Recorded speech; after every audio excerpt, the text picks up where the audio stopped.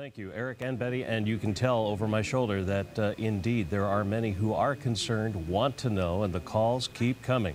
Our phone bank of health professionals continues to take your questions and comments. We also have an email address you see on the screen that allows you to send that question in online. Whether it's online or on television or on radio, this town hall forum continues. And as it does, as we move through the hour, some of the continuing questions rise about concern for those who are elderly, those who are pregnant, the side effects of the vaccine, the notion that even the cure could cause someone to be sick, and then the nuanced subtleties between influenza A and influenza B. How do I know if I have the one and not the other? We're kind of back to basics, but that's always a good place to start. Here's Heather Herron with Dr. McMahon. Okay, thank you, Bruce. Back to basics, he said. Are you surprised by the number of phone calls and emails we've been receiving here tonight? I'm really surprised, and it just really reinforces the idea of doing this show, because a lot of these questions are really important. They're really pressing to a lot of people, and so I'm glad we're able to provide this information. And we'll take these questions back, and we will model some of our press releases in an effort to address some of these questions. That was my next question. Once we leave here tonight and you don't have as easy of access to some of those health professionals, how do you get your questions answered? What do you do if you're unclear about something? Well, I think what we'll have to do is have a strategic meeting tomorrow with John Silcox, our communications director, and the rest of our team, because I think we need to figure out, looking at these questions, I think the fact that the phone bank has been busy nonstop, I think that shows that there's a real desire. So the other thing that they'll be talking about a little bit later too is we have our brochure, our updated brochure that'll be coming out in the newspaper. But I think we really need to think about how we continue this dialogue with our public. We also have our website, fighttheflu.org, which we will was just renovated and updated. So I think that'll be another way people can keep up to date. I want to commend you and your department for spearheading this effort to get this information out, because it is so important. Just as a takeaway message, what are the couple of things people need to know from this tonight, what we've been learning? Virtually every influenza virus circulating out there right now is H1N1. If you are a person who's at risk for complications, you need to make sure that if you get a fever and a cough or fever and a sore throat, you call your doctor and look for further instructions. If you're somebody that has been identified as a priority group to receive the vaccine, you need to make sure that you get that vaccine when it's first available. That's what we really want people to do now. And go out to the drugstore, go out to the grocery store, and get what you need, have it on hand so that you can use it when you need it. So the message perhaps is more, be prepared. Don't be panicked. Don't be panicked. I think the real message is here, this healthcare community and the media, and the schools, we've been preparing for years. Now it's your turn. We're handing the baton off to you to get prepared as a family. All right. Dr. Deb McMahon, some very good information. Thank you so much. Thank you. All right, Jim Blue, back to you now. Thanks very much, Heather and Dr. McMahon. I'm once again with Carrie Maffio of the University of Butler University's College of Pharmacy and Health Sciences, talking again about the vaccines that just came into our state and will be disseminated here in our local area in the next week or so. This is the nasal applied vaccine, right? Yes, that is correct, the nasal vaccine. And who gets this? Anyone between the ages of 2 and 49 that are healthy, so no chronic health conditions. And probably a lot of that's going to go to healthcare workers, isn't it? Yes, healthcare workers, and also school children if they have no health conditions and they're healthy. Over age 2. And healthy. And healthy. All right. And this it is not supposed to go to pregnant women. That's correct. It's not supposed to go to people who have got some other health problems. That's correct. But we are going to be getting this injectable form here shortly, right? Yes, towards the end of the month. And that goes to? And that you have to be at least 6 months of age and older. And if you are pregnant, that is the vaccine that you will be receiving.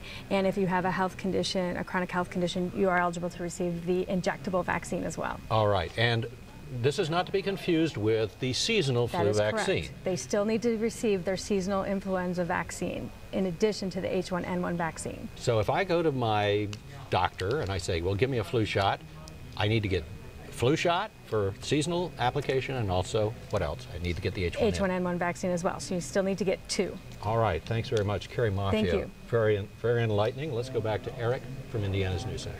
But we ignore it. Oh, we're back. We're going to spend the last couple of minutes with Mary Hess with Fort Wayne Community Schools. She's the head school nurse and in charge of all the school nurses with the school system. Could we recap really briefly some of the preventative measures that can be taken at home and at school? Sure. Want to make sure you're really covering your mouth and nose when you cough and sneeze, washing your hands thoroughly, staying home when you're sick, that's adults and children, which is always a hard message, and get flu vaccine when it's available. Earlier this past spring, when this flu virus was first detected, schools were closing all over the place. Right. They're not closing now. What has changed? Have parents asked you about that? I get a lot of questions about this. It's been a confusing issue for both parents and sometimes even our staff. And the thing that's changed is the recommendation. As experts learned a little bit more about the flu, they know that it was okay to leave schools open. We fully expect schools to remain open even when we have cases of H1N1. Now, we do watch our attendance rates very closely, report high absenteeism to the health department, and if those recommendations change again, we'll be ready, we'll be listening. Okay, now, is there a shortage of nurses? I mean, is there one nurse for each school in the Fort Wayne Community School System? In our district, sadly, no. I wish there were more school nurses. Is that the goal? Is that ideal? It is ideal. We'd love to have a nurse in every building. We have 24 nurses for our 53 buildings. They're spread pretty thin, but they do an excellent job at trying to maintain school safety and school health. We work with a lot of non-medical people. We do a lot of training to kind of get medical needs taken care of. Do you focus on schools, the schools that way? Is it the squeaky wheel that gets greased? Do you pay attention to one school over another if there are more flu cases in one school than another? We do try to look at the big picture, and there are a lot of things that influence staffing. Sometimes it's building size, sometimes it's the acuity of the illnesses, sometimes we have kids with chronic conditions that require a bit more. Yeah. All right, Mary Hess, Fort Wayne Community Schools, thank you so much Thank you for being with us. All right, let's go back to Bruce for a final word. Bruce? Eric, thank you very much. And after a most informative hour, the question that comes up next is, now what? What next steps? What happens after this hour? Beside me on either side, two great resources to continue the conversation, to answer your questions. Tiffany Bailey is the 211 Director for United Way of Allen County. John Silcox is the Director of Communications for the Fort Wayne Allen County Department of Health. Tiffany, 211, it's the number, it's a service. Tell me what happens when I dial that number. When individuals contact us, we are a clearinghouse of information and resources for social and human service programs in Northeast Indiana. We have a database of several hundred agencies and programs, nonprofits, government, faith-based organizations that provide services. So this is just a continuation that we're honored to be able to help out the health department in disseminating information about H1N1 to Allen County residents. If individuals would have problems contacting 211, they can contact our local number, which is 744-0700, and be able to reach us that way as well. But otherwise, landline phones, most cell phone companies should be able to reach us by dialing 211. Thank you very much, Tiffany. And John, very briefly, but most importantly, folks continuing to get information from the Department of Health. How so? Well, just coming up this Sunday, we're going to have a special pandemic flu preparedness guide in the Sunday Journal Gazette, so be sure and get a copy of that. We also have a website devoted to this issue. It's www.fighttheflu.org, so there'll be a lot of information on those sites and in that booklet, and we hope people will get that information and take the proper precautions.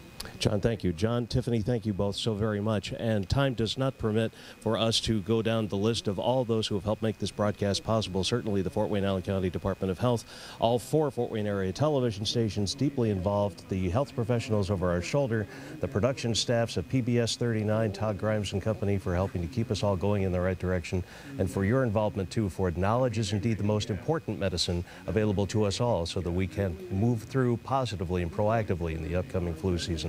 On behalf of all gathered here this evening, thank you for allowing us to be a part of your day. Stay with us, stay healthy. Good night.